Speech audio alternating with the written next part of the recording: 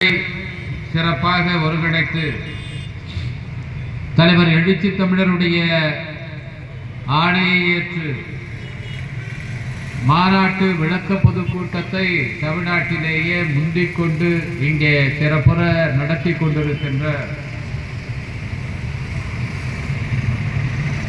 தூத்துக்குடி தென்காசி பகுதிகளுடைய மண்டல செயலாளர் அன்பு சகோதரர் முரசு தமிழப்பன் அவர்களே, வெளிச்சம் புரட்சிகர கலைக்குழு இங்கே உங்களை எல்லாம் மகிழ்வித்த சிறுத்தை செந்தமிழன் அவர்களே, திரளாக கூடியிருக்கின்ற தாய்மார்களே, அன்பு சகோதரர்களே, தூத்துக்குடி வாழ் பெருமக்களே, உங்கள் அனைவருக்கும் என்னுடைய பணிவார்ந்த வணக்கத்தை தெரிவித்துக் கொள்கின்றேன். தலைவர் எழுச்சி தமிழர்களுடைய பிறந்த நாளை தமிழர் எழுச்சி நாள் என்று விடுதலை சிறுத்தைகள் கட்சியின் சார்பில் ஒவ்வொரு ஆண்டும் நாம் கடைபிடித்து வருகின்றோம்.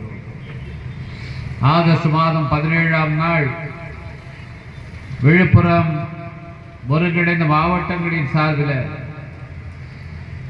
நடைபெற்ற நிகழ்ச்சியில் தலைவர் அவர்களுக்கு 100 சவரன் பொற்காசுகள் வழங்கப்பட்டன. ஏறத்தாழ 1 கிலோ தங்கம் அவருக்கு கட்சியினுடைய வளர்ச்சி நிதியாக வழங்கப்பட்டது. இன்னும் பல இடங்களிலே அத்தகைய நிகழ்ச்சிகளை நடத்த வேண்டும் என்று தோழர்கள் ஆர்வமாக இருந்த நேரத்தில் நம்முடைய தலைவர் அவர்கள் அக்டோபர் 2ஆம் நாள் மது போதைப்பொருள் ஒழிப்பு பரப்புரை மகளிர் மாநாடு நடத்தப்படும் என்ற அறிவிப்பை செய்துவிட்டார். அதன் காரணமாக நம்முடைய தோழர்கள் எல்லாம் அந்த பணியிலே தம்மை ஈடுபடுத்திக் கொண்டிருக்கிறார். இன்றைக்கு ஒவ்வொரு இடத்திலும் மண்டல அளவிலான கூட்டங்கள். நம்முடைய தலைவர் அவர்கள் எதிர்வரும் 10ஆம் தேதி நாளை மறுநாள் இதற்கான தன்னுடைய பரப்புரை பயணத்தை துவக்குகிறார். முதலிலே விழுப்புரம் மாவட்டத்தில் 2 ஆண்டுகளுக்கு முன்னாலே 22 பேர் விஷசாராயம் அருந்தி உயிரிழந்தார்கள் மரக்காடம் என்ற பகுதியில். அங்கே பாதிக்கப்பட்ட குடும்பங்களை சார்ந்த பெண்களை 10ஆம் தேதி பிற்பகலிலே நம்முடைய தலைவர் சந்திக்கிறார். 11ஆம் தேதி கள்ளக்குறிச்சியில சில மாதங்களுக்கு முன்னால் நடைபெற்ற கோர சம்பவம், 69 பேர் உயிரிழந்தார்கள். தமிழ்நாட்டையே உலுக்கிய சம்பவம். இந்தியாவின் பல பகுதிகளிலும் கவனத்தை ஈர்த்த ஒரு கொடூரம். அங்கே பாதிக்கப்பட்ட மக்களை நம்முடைய தலைவர் அவர்கள் 2 நாள் அங்கேயே தங்கியிருந்து அவர்களை எல்லாம் சந்தித்து அந்த குடும்பங்களுக்கு நிதி வழங்கி ஆறுதல் கூறினார். மீண்டும் 11ஆம் தேதி அந்த குடும்பங்களை சார்ந்த மகளிரை சந்திப்பதற்காக அங்கே செல்கின்றார். இப்படி தொடர்ச்சியாக பல்வேறு மாவட்டங்களிலும் இந்த பரப்புரை பயணத்தை நம்முடைய தலைவர் அவர்கள் மேற்கொள்ள இருக்கின்றார். முக்கியத்துவம் வாய்ந்த ஒரு பிரச்சனையை இன்றைக்கு விடுதலை சிறுத்தைகள் கையிலே எடுத்திருக்கிறோம். தமிழ்நாட்டிலே மற்ற கட்சிகள் பேச மறந்து போன ஒரு பிரச்சனை. 10 ஆண்டுகளுக்கு முன்னாலே இது தமிழ்நாட்டில் மிகப்பெரிய பிரச்சனையாக பேசுபொருளாக இருந்தது. அன்றைக்கு சசி பெருமாள் என்கிற ஒரு தனிநபர் இதற்கான போராட்டத்தை முன்னெடுத்தார்.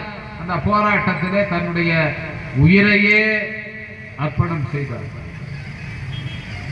அதன் காரணமாக ஏற்பட்ட தாக்கத்தினால் அன்றைக்கு அரசியல் கட்சிகள் எல்லாம் நாங்கள் ஆட்சிக்கு வந்தால் பூரண மதுவிலக்கை கொண்டு வருவோம், மதுக்கடைகளை மூடுவோம் என்று வாக்குறுதி அளித்தார்கள். திராவிட முன்னேற்ற கழகம் 2016ஆம் ஆண்டு தேர்தல் அறிக்கையில நாங்கள் ஆட்சிக்கு வந்தால் மதுக்கடைகளை மூடுவோம் என்று வாக்குறுதி அளித்தது. அனைத்து அண்ணா திராவிட முன்னேற்ற கழகம் நாங்கள் ஆட்சி அமைத்தால் படிப்படியாக மதுக்கடைகளை மூடுவோம் என்று சொன்னது செல்வி ஜெயலலிதா அம்மையார் அவர்கள் அன்றைக்கு அந்த வாக்குறுதி அளித்தார். விடுதலை சிறுத்தைகள் கட்சியும் இடதுசாரி கட்சிகளும் தேசிய முற்போக்கு திராவிட முன்னேற்ற கழகமும் சேர்ந்து அமைத்த மூன்றாவது அணி மக்கள கூட்டணி. அதன் சார்பில் இந்த மது ஒழிப்பு பரப்புரையை மேற்கொண்டோம், வாக்குறுதிகளை அளித்தோம். அந்த தேர்தலிலே மிக குறைந்த எண்ணிக்கையில் திராவிட முன்னேற்ற கழகம் ஆட்சி அமைக்கும் வாய்ப்பு இழந்தது. செல்வி ஜெயலலிதா அம்மையார் அவர்கள் ஆட்சி பொறுப்பை ஏற்றார். ஆனால் அவர் வாக்குறுதி அளித்தது போல இந்த மதுக்கடைகளை படிப்படியாக மூடவில்லை. நாமெல்லாம் வலியுறுத்தியதன் காரணமாக நான் கொஞ்சம் கொஞ்சமாக மூடுகிறேன், 500 கடைகளை முதல்ல மூடுகிறேன் சொல்லி எங்கே வருமானம் இல்லாமல் கடைகள் இருந்தனவோ அந்த கடைகளை அந்த இடங்களிலே மூடச் செய்தார்கள். அதற்கு பிறகு அதையும் நிறுத்திவிட்டார்கள்.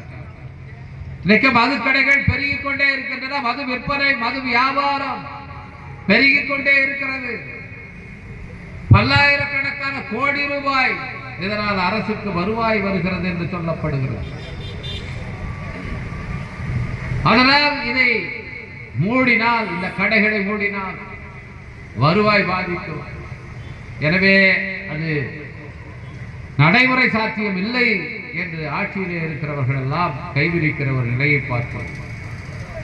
அரசியல் கட்சிகளும் இதை முன்பு போல பேச இப்பொழுது முன்வருவதில்லை. 2016ஆம் ஆண்டு தேர்தலின் போது இது ஒரு முக்கியமான